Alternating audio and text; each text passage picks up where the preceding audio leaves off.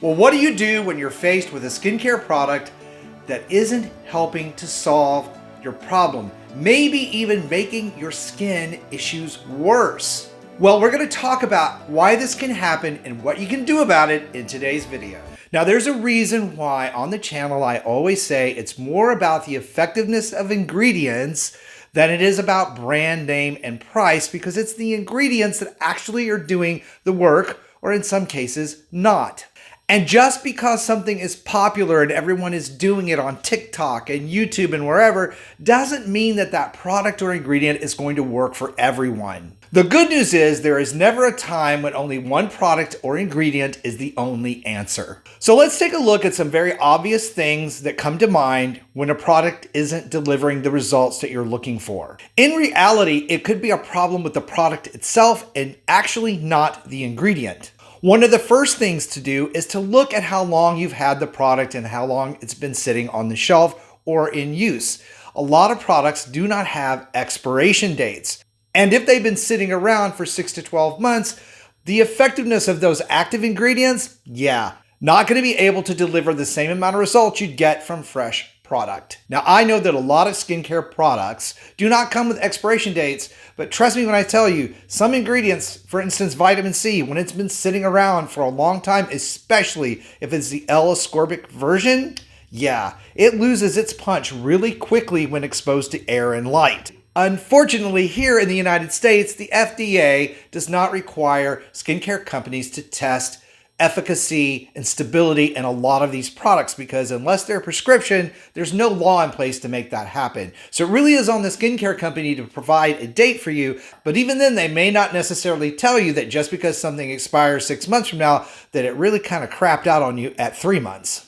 Which means it's also a good thing to look at how and where you store your skincare products. Most all skincare products need to be kept at 72 degrees or below, in other words, in a dry, cool climate. Guess where most of us keep our skincare products? In the bathroom, where the ambient temperature is going to be 80 degrees when you get out of the shower or bath, and very humid. And this can actually change the ability of a product to work well, especially over time. Sunscreen is a great example. If you've ever left that sunscreen in the car, you know that you gotta toss it out because it just destroys the ingredients inside that tube. If you live in a warm environment like I do, or you're gonna store a lot of skincare products, or you're spending a lot of money on your routine, sometimes it really is, even though I joke about it a lot, a good investment to get a small mini skin fridge, or keep some of your skincare products in the actual refrigerator so that they stay stable and effective for you over the longer term.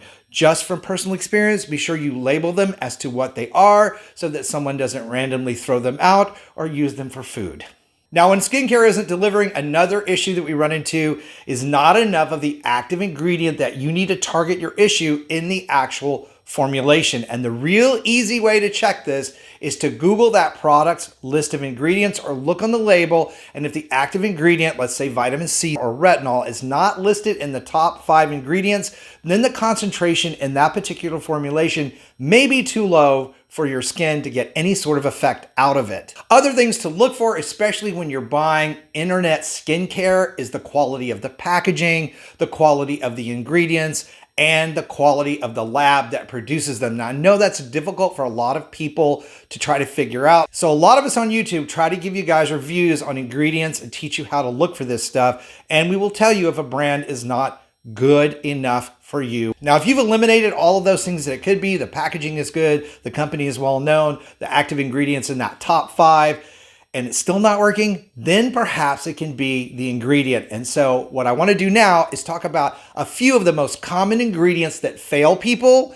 why they fail people, and what you can use as an alternative. Let's start with one of the most popular, over-talked about, oversold ingredients out there on the market today, niacinamide. Now, by oversold, I mean pushed in your face, added into every sort of product there is nowadays, when there is a very narrow thing that niacinamide does for your skin. In most people, it does in fact help reduce redness. It helps regulate oil production, solving some of the issues with acne. It also can help plump out wrinkles and help your skin hold moisture better. But it doesn't work for everyone. People with very sensitive skin or dry skin find it to be very drying and irritating. So that is when the ingredient is the issue and not necessarily a product. One of the most obvious ways to tell if niacinamide is not agreeing with your skin chemistry is if your skin won't absorb it.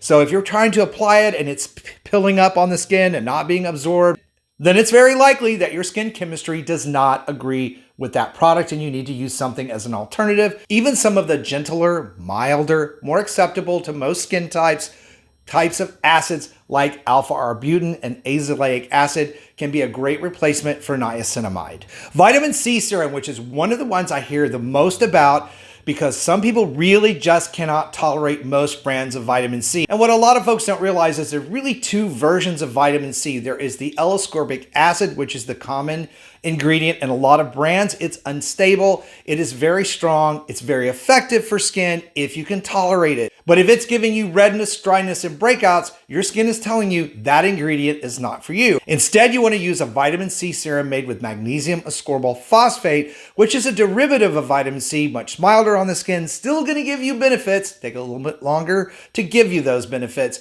but again, much milder on the skin, stable, and usually tolerated very well by all skin types.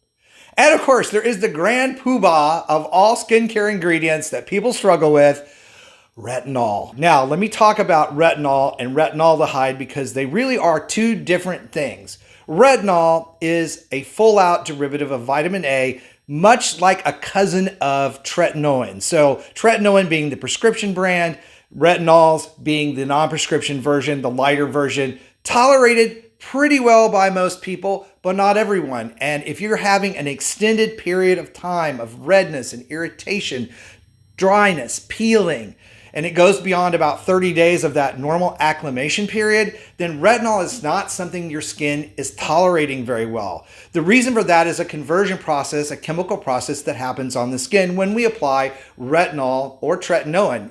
Either one. It has to convert over to retinaldehyde, which then converts into retinoic acid, which is what your skin actually uses to repair, heal, and produce more collagen and better looking skin. So while it works very, very well, that conversion process can be a big problem for people. Their skin goes, whoa, what's going on? You've put something on me that's irritating. Choosing a lighter, milder version like retinaldehyde makes a big difference for a lot of people because retinaldehyde converts into retinoic acid. One conversion, the skin usually can tolerate that very well. And in fact, studies are beginning to show that retinaldehyde may actually be a more effective anti-aging ingredient than retinol itself. How about that? But say you've tried all this and you still find it very irritating. Bakuchiol extract, again, is a great alternative to retinol. It provides a lot of the same benefits. It's milder. Again, going to take some more time than a retinol would. But if you're really after the anti-aging effects of retinol, you really want to use it, but you've had a hard time tolerating it,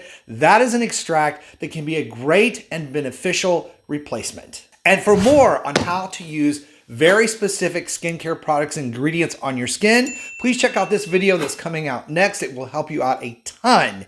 Thank you guys for watching. Stay beautiful, and I will see you over on that next video.